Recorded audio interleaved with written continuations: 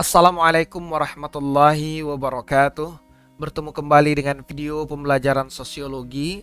Pada kesempatan kali ini, video ini akan membahas tentang bentuk-bentuk ketimpangan sosial. Ini merupakan materi sosiologi untuk siswa kelas 12. Nah, Ananda sekalian yang belum menyaksikan video pembelajaran sebelumnya mengenai ketimpangan sosial, silakan lihat melalui deskripsi video ini. Baiklah Ananda sekalian, semoga semua Ananda yang menyaksikan tayangan video pembelajaran pada kesempatan kali ini semuanya berada dalam keadaan sehat walafiat. Baiklah, apa saja bentuk-bentuk ketimpangan sosial itu? Nah, inilah yang akan kita bahas pada kesempatan kali ini. Nah, Ananda sekalian, bentuk ketimpangan sosial yang pertama adalah ketimpangan sosial ekonomi. Bentuk ketimpangan sosial yang tergolong dalam ketimpangan sosial ekonomi adalah ketimpangan sosial antara kelompok masyarakat kaya dan masyarakat miskin. Nah, seperti yang Ananda lihat pada gambar ini ya, ini adalah pemukiman dari masyarakat miskin. Bagaimana lingkungan tempat mereka tinggal, bagaimana kondisi rumah mereka, bagaimana fasilitas-fasilitas yang ada di rumah mereka ya, tentu akan sangat jauh berbeda jika kita lihat kepada lingkungan atau tempat tinggal dari masyarakat yang kaya. Bagaimana rumah mereka, bagaimana fasilitas yang ada di sana, kemudian lingkungan tempat tinggalnya seperti apa. Nah, ini akan terdapat ketimpangan sosial di situ. Nah, inilah ketimpangan sosial yang pertama, yaitu ketimpangan sosial ekonomi. Kemudian ketimpangan yang kedua adalah ketimpangan antara pemilik modal dan buruh. Nah, Ananda sekalian, pemilik modal atau para pengusaha memiliki kekayaan yang sangat luar biasa ya. Mereka bisa membangun pabrik, mereka bisa membangun industri, mereka memiliki lahan perkebunan, lahan pertambangan dan lain sebagainya. Sementara para buruh adalah mereka-mereka yang bekerja kepada para pengusaha tersebut atau kepada para pemilik modal. Mereka mengharapkan gaji, mengharapkan penghasilan dari para pemilik modal itu.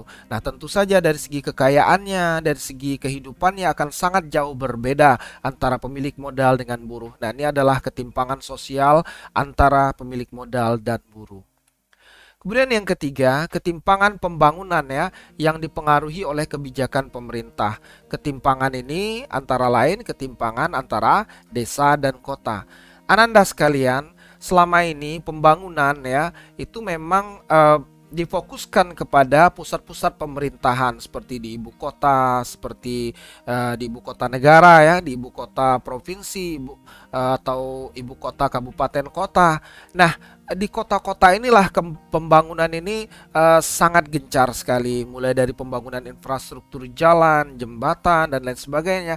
Nah, sementara di desa ya, apalagi desa-desa yang berada jauh dari pusat-pusat perkotaan, nah sangat minim sekali pembangunan yang terjadi di situ. Nah, ketika pemerintah tidak bisa untuk melakukan atau mengakselerasi pembangunan di desa ini, maka disinilah terjadi yang namanya ketimpangan yang disebabkan oleh pembangunan. Kemudian yang keempat adalah ketimpangan antara Pulau Jawa dan luar Jawa. Ya, seperti yang Ananda sekalian ketahui ya, bagaimana Pulau Jawa pembangunan begitu pesatnya ya.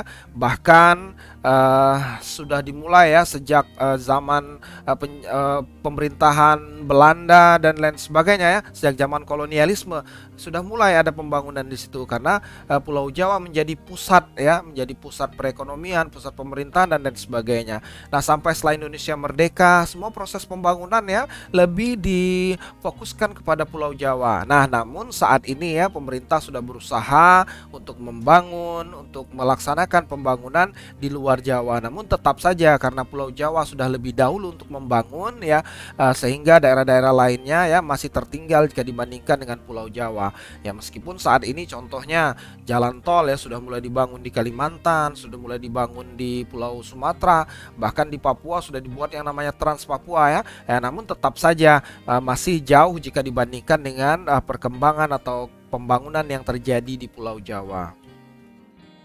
Nah, sekarang kita akan lihat ketimpangan sosial non-ekonomi ya, ini selain faktor ekonomi. Yang pertama adalah ketimpangan pendidikan ya. Bentuk ketimpangan pendidikan terjadi karena sarana prasarana pendidikan belum merata di seluruh wilayah Indonesia.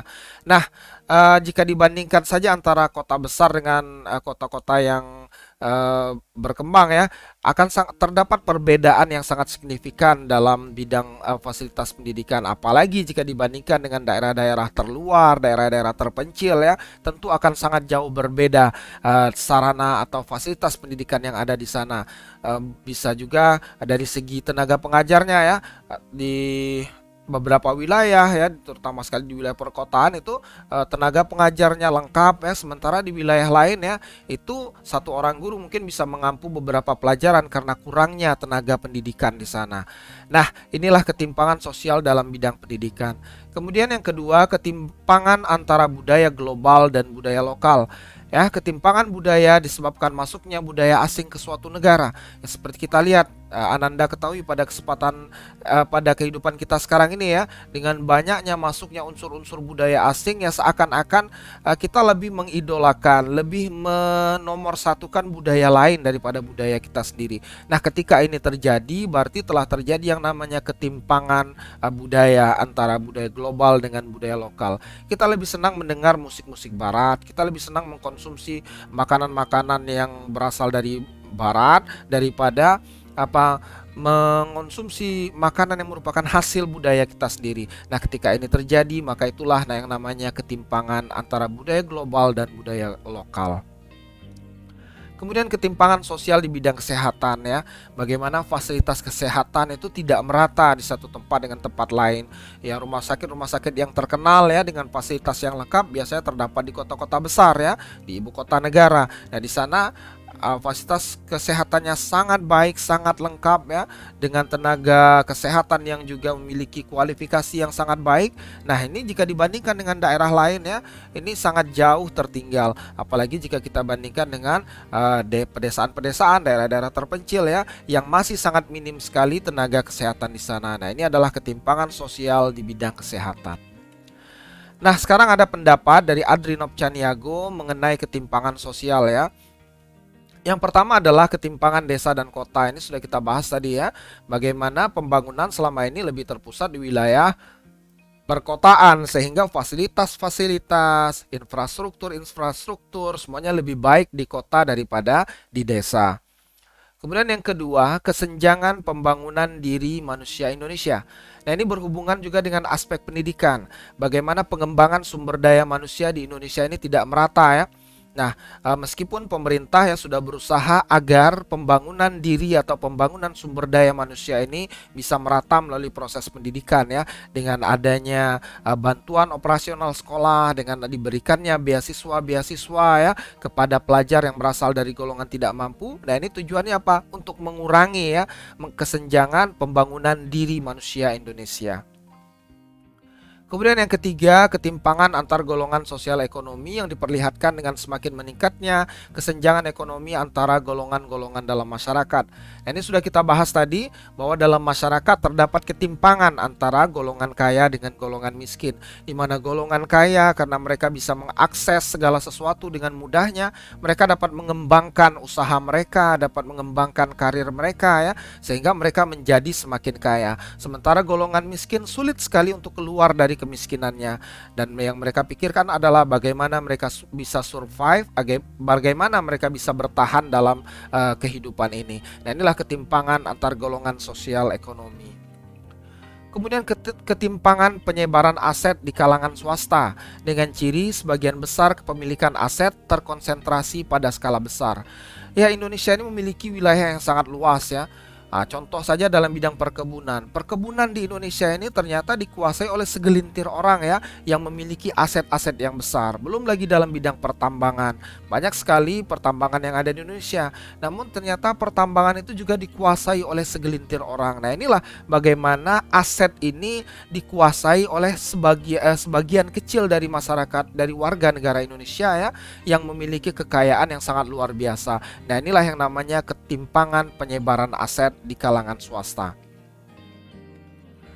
Nah, kemudian ketimpangan antar sektor ekonomi.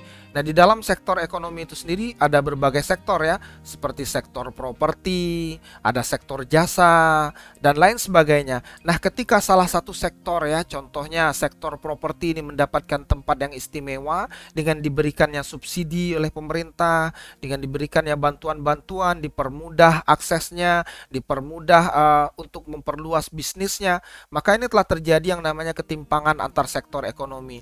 Nah, sementara pengusaha-pengusaha yang tergolong UMKM ya, usaha kecil menengah ini belum mendapatkan perhatian. Nah, ketika ini terjadi maka telah terjadi yang namanya ketimpangan antar sektor ekonomi. Ya, meskipun sekarang pemerintah sedang gencar-gencarnya untuk mengurangi ketimpangan antar sektor ekonomi ini dengan memberikan bantuan kepada pengusaha yang tergolong UMKM ya, usaha kecil menengah.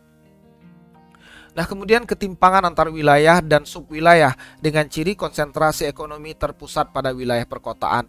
Dan ini juga berhubungan dengan ketimpangan desa dan kota ya, di mana selama ini ibu kota baik ibu kota negara, ibu kota provinsi, ibu kota kabupaten atau kota, ini semuanya menjadi pusat dari pembangunan, pusat dari konsentrasi ekonomi ya. Nah, inilah yang terjadi ya, ketimpangan sosial yang terjadi dalam antar wilayah yang ada di Indonesia. Seperti kita lihat ya, di ibu kota provinsi misalnya, di sana ada pusat-pusat perbelanjaan, ada pasar yang lebih lengkap, yang lebih luas ya. Nah, inilah yang terjadi jika kita bandingkan ya, terdapat perbedaan yang sangat berarti ya dengan kehidupan ekonomi atau pusat-pusat ekonomi yang ada di wilayah kabupaten atau bahkan di wilayah pedesaan. Nah, inilah ketimpangan antar wilayah dengan subwilayah. Nah, Ananda sekalian, inilah bentuk ketimpangan sosial kita sudah pelajari. Yang pertama ketimpangan secara umum, kemudian yang kedua ketimpangan sosial menurut Adrinob Caniago. Nah, bagi Ananda sekalian, terima kasih sudah menyaksikan tayangan video pembelajaran ini. Jika Ananda merasakan video ini bermanfaat, silakan acungkan jempolmu ke atas. Kemudian jangan lupa untuk subscribe channel ini. Baiklah, terima kasih atas perhatiannya. Kita bertemu kembali pada video pembelajaran berikutnya. Demikian saja. Wassalamualaikum warahmatullahi wabarakatuh.